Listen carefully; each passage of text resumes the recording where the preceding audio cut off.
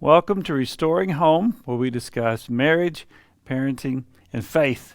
And today we have a special guest with us as we discuss the topic of the core story, which is understanding the roots beneath our problems.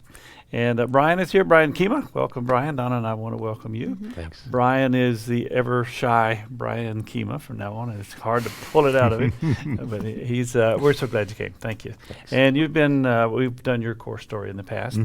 That'll make more sense to everybody here Great. before long. Tell folks, though, that don't know you, most people here at Beth Coon do, of course, but there are some listening who don't. Tell them a little bit about yourself. I think in 2008, I met Grant Luton. He was my boys' Bible teacher for my homeschool co-op, my junior and senior year of high school. And then I've been coming to Beth Coon since about 2011. And I'm a travel agent now. A travel agent, a very good one. That's right. I don't know A about hungry one these days. So we need to give him a call. We're glad to have you here. Taking time away. Hey, Brian, we, you know, you and I have done your core story months ago, back in the summer, I think. It was August 9th, 2020. Oh, wow. You remember exactly. Yeah. Very good. Well, we're going to get to that in a minute, and we want to get your insights and reflections for people who don't Great. know what this is. And so for them, I'm going to quickly introduce with a few of the illustrations that I used with you. Perfect. We're going to introduce what core story is, okay? So really quickly, and I apologize in advance for my artistic inabilities here, but that is a tree, for those who didn't recognize it. And there are fruit on the tree. And most people approach their problems the way they would approach unwanted fruit on a tree. And so they begin by trying to get rid of or deal with the problem. Let's say depression or an anger issue or some addiction they may have or something like that. So people begin by trying to just take away the fruit. And they think, okay, well, I'll get rid of all the fruit and now I'm done. I'll never have that problem again. That addiction will not come back. What led to the broken relationship is restored. Now I'm good. But we know how it works. Before long, the pressures return and the fruit returns, and we have the same action that we just promised ourselves that we were finished with, right?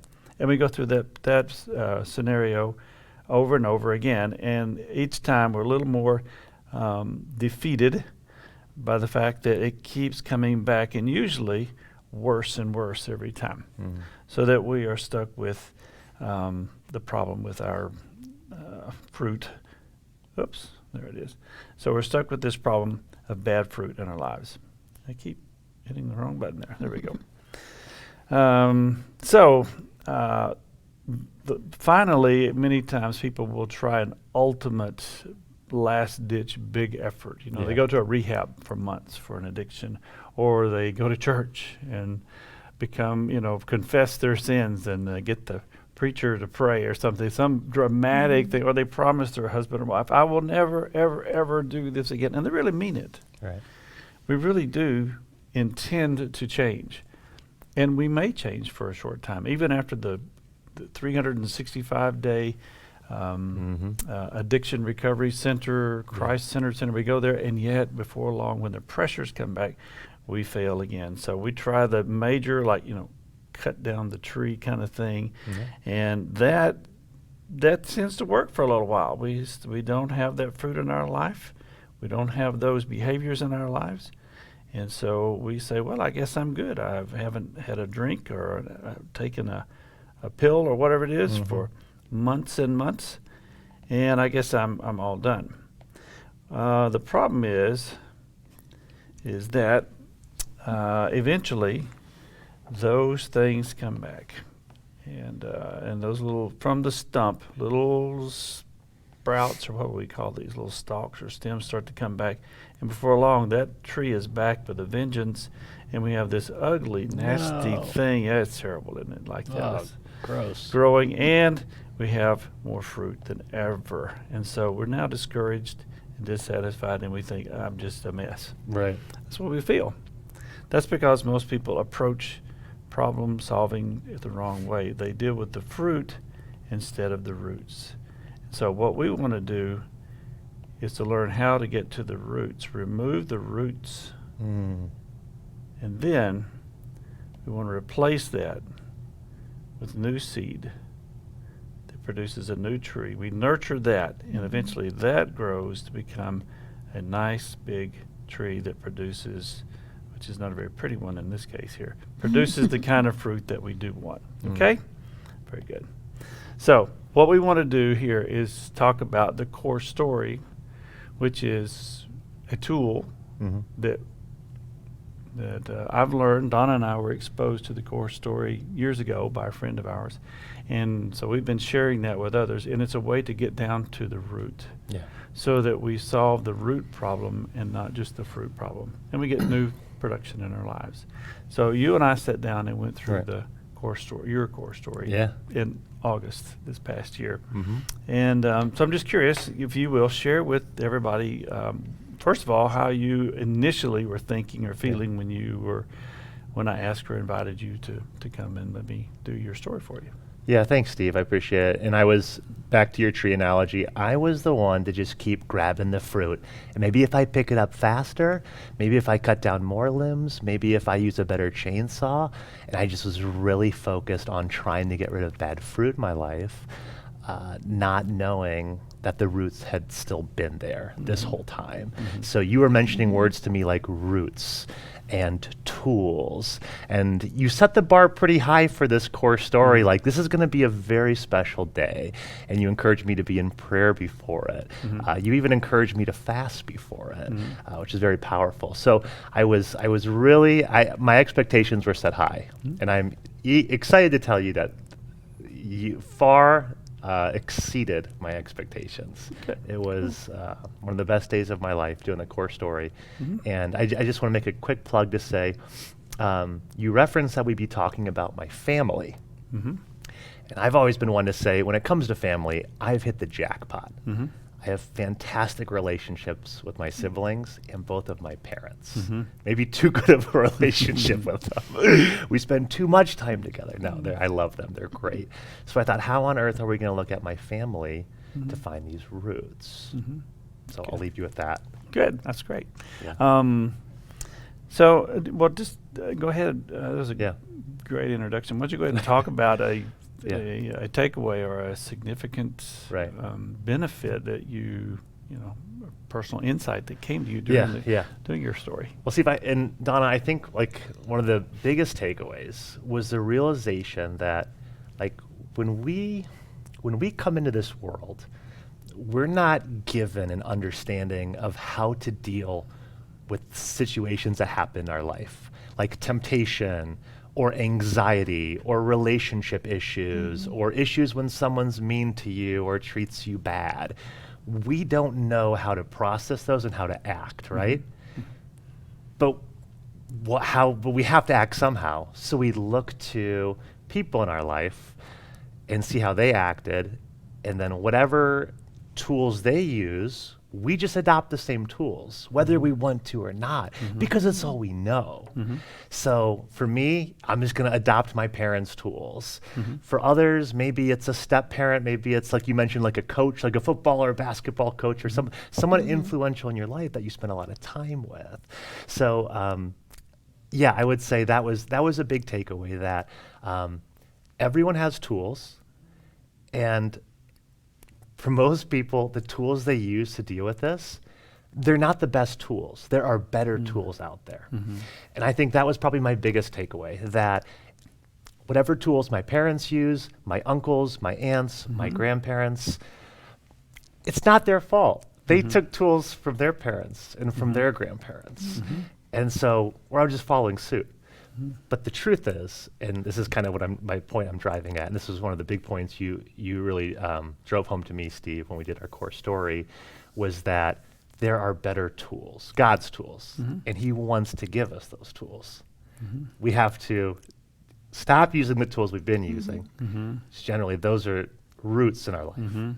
Get those out, discover what they are, and then, just back to the tree story, we're not just called to remove the root. That's a very key process. We have to remove the old roots in our lives.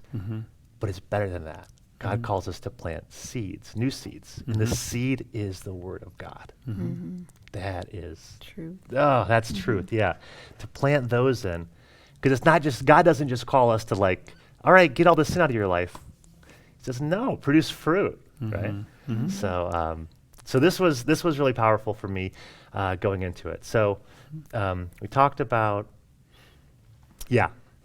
So one thing you do when you're going into the core story, Steve, which I appreciate, I think it's called the Joe Hardy window. Did I get that right? It's a basically, I don't know if you want to draw it or something, but it's 4 boxes, and in each box there's things I see but you don't see. Maybe like secrets I keep. There's things you see in my life. This is all referring to my life, by the way. There's things you see in my life that I don't see, right? Things that I'm just blind to, and you're like, wow, Brian could probably work on that, right? There's things that both of us clearly see, like, wow, Brian's pretty outgoing, is pretty loud, things like that. But then there's things in my life that I don't see and you don't see. So how on earth am I ever going to get help in those areas? That's the question mark box that Steve just drew. The truth is, God wants to reveal to us those areas. Yeah. He wants us to invite him. Say, God, there are things in my life that I don't understand. I don't see. I don't know why I act this way. I keep doing this thing that I feel like Paul talks about this. I keep doing this thing that I don't want to do, and the things I want to do, I can't do, right? It's a battle with the flesh, and you're wondering. And your friends are trying to help you, and they're praying for you, and everyone's trying, but have you truly asked God, God, would you please reveal to me those things in my life that I can't see, and the people who I love and who are near me can't see? And let's reveal those. And that's what the core story did for me. So I had an example, but go ahead. No, that's great. No, that's great. Yeah, you get into this box, which I don't see and you don't see, but it's an area that it's in this area that these roots are hidden. Roots are underground. Roots are not visible. You have to dig down to find them. And the question for us is, how do we find them? Because they're hidden. Right. And so the core story is a way to graphically map the influences that have been in your life, the tools that have been offered to you as ways to cope and handle things, and to have a good look at those and pull out of that and say, okay, what in this is working and what in this is not working, and to get rid of what doesn't work and then replace what will work, right? So the core story is a way to graphically illustrate this. Donna has had this core story experience herself, right? Tell a little bit about the first time or the time when you went through a core story. Okay. And First of all, I wanted to comment on something that you said. Yeah.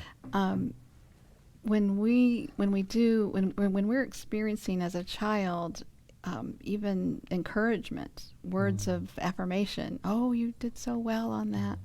Every child is a good recorder, but a poor interpreter. Like they might hear, I have to get straight A's, or it's not okay. Right. And so even when you grow up in a home that is very loving and you have so much support and even good tools, you could interpret it very differently than how it was meant. And so I think that explains why sometimes, no matter what home you're in, you could come out with I think I have to be perfect in order to be okay, or I have to be super funny because that was what was affirmed in your life. Anyway, that when I heard that explained and helped me understand a lot. So I had seen we had 6 couples that we were mentoring and discipling, and we had them over and had Terry and Charlotte come, and he asked Terry and Charlotte are the ones who introduced us to the core story. Smiths. And they're in their 70s now, precious couple, and they asked if anybody wanted to do their core story, and it was going to be in front of all of us. We knew each other well, but still it was brave to offer. So a friend of ours did, and as I watched, I was thinking, wow, some of those questions, especially at the end, some of those questions are really deep and really hard. And I was thinking, I don't think I would know the answers to those questions. So the first thing that I would say that was a benefit to me was that once we mapped things out, I knew those answers. I'm not going to say what the questions were, but I knew those answers, and it was so clear. So that was very helpful. And then also, I'm gonna have to look at my notes here. I felt overwhelmed after doing it with both gratitude for the areas of my life where people spoke life and truth into me, but I also felt really sad and like had to grieve some things from my childhood. So that was a benefit though, because it was very healing. And then third, it, for us at least, because we both had done it, it created a shared language so that sometimes when we were under stress again and we were reverting back to patterns that, I'd learned from age 12 of how life works, but it really doesn't work that way. So we could talk about that, and we could say, okay, or I could talk to myself and say, I'm acting like my 12-year-old self. But I don't have to. I can recognize it for what it is and move forward. So, did it help me respond better? I'd have to ask you that. You'd be the judge. But I feel like it made you perfect. It does make me more aware, and it's kind of like taking captive thoughts and making them obedient to Christ. I could recognize it more quickly, and then I could take it captive. I could be more mature in my response instead of immature, which would be my natural go-to. I consider it more like it's not a one and done. It is a one time that you do the core story, Right. but the part that's not done is that you go forward from there. It's like gives you a path. And that's what I thought was beneficial to me, is that it helped me know what scriptures I needed to find to kind of keep me focused on the truth. So Brian, let me It's a ask you. path. Let me ask you again. I'll just hear one more question for you. As you were, we took you through your story. Right. We found the roots. We found the little square with the question mark. Yeah. What you didn't see, and of course I didn't see, but that God saw, that was beneath. It was the thinking, the beliefs, the understandings beneath your actions, Yeah. the fruit that you wanted to get rid of. Right. So we found those. You were able to. We removed those Mm. and replaced those with truth. This good seed that Donna's talking about. Mhm. So since that time, kind of catch us up. It's been Yeah. several months. Mhm. How you feeling? Tell us what's Yeah, happening. it's been so great. First thing is I can't just keep this to myself. I've already told my friends about it, and I want to get all them to do a core story as well. And I really hope to be trained. I think we have one more kind of mentor-student session under our belts, and then I'm going to be able to do some one-on-one with friends. I'm really excited about that. But being able to identify when a temptation comes, why it's coming. There's a couple key things throughout the core story we talk about. When I'm feeling like I'm not safe, when I'm not in control, and when I'm not loved.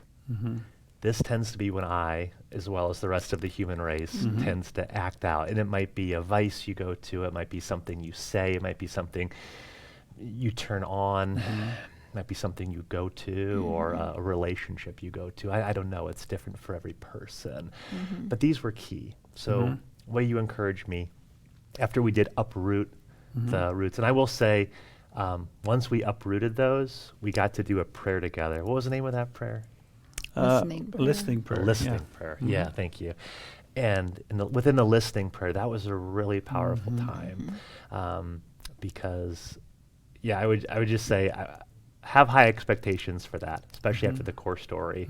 Turns out there was unforgiveness in my heart, things I had to let go. I mean, once you let go of harboring grudges and anger against someone, maybe something that was so deep you don't even really realize it's there, it is a burden off, and it's freedom. It is so good. So that's key when you're getting the roots up. But then moving forward is planting seeds of truth. And as I said earlier, seeds of truth is the Word of God, right?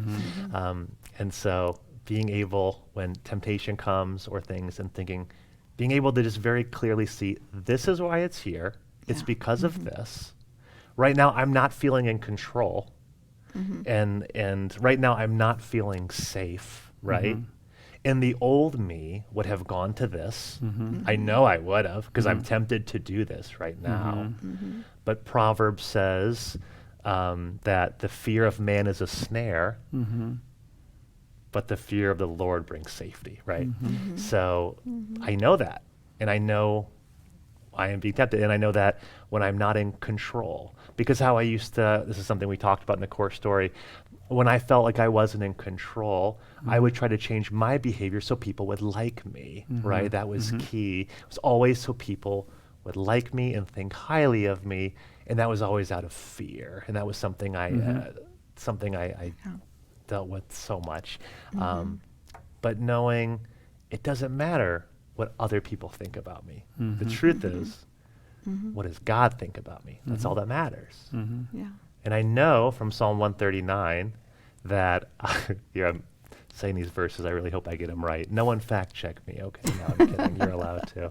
It's an English translation, so we can kind of mix up the Hebrew a little bit, and Grant will give us permission. Just But know that even if you fail, we will like you. I'm still like, great, thank you, thank you. I am fearfully and wonderfully made. Nope, let's start from the top. So you formed me in my mother's womb. You've numbered the hairs on my head. For I am fearfully and wonderfully made. Wonderful are your works, O Lord. My soul knows it very well. Very good. Thanks. Well done. Yeah, yeah, it's true. And so the takeaway is Yeah, you see change in Right. your life. right. Things were revealed that hadn't been hidden before for all these years. Yeah. And then here they came, some of them very unexpectedly. And then there was also the listening prayer time, which is something we didn't talk about as much, but is a key piece and is such a blessing Amen. to us. So we listened, you received from the Lord that thought, those words. And since then, you have already helped someone else and have lined up at least one other, Right. I'm working on 2 more. 2 more people. So all these people that you're wanting to bring this Yeah. gift to help them. And I'm working with you. We're training so that Training. you can do that. Yeah. And there are some other people here at Beth Tikkun who have begun this same training.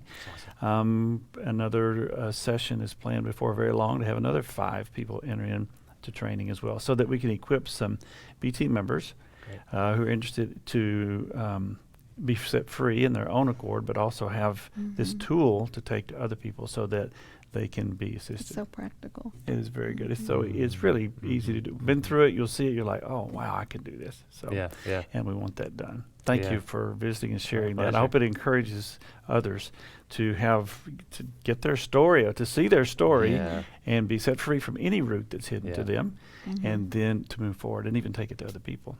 So good. Well, thanks for coming. Thank you for Donna for sharing that part of yours. And for those of you who are listening to Restoring Home, we hope this has been beneficial to you. And we want to encourage you that in the link below, there's always something down there for you that will help you to explain this to others or use it better for yourself or have something for you and your kids to do so that they can get a grip on some of these concepts. And I want to say to those of you who are listening that if you're interested in your core story, someone leading you through your core story, then reach out to us here at Beth Tikkun. Let us know. Send us an email, and we will see if we can line something up so that someone who's been trained can sit with you and walk you through your core story. And that will bring both you and the person helping you a great blessing. So may the Lord bless us as we try to restore home.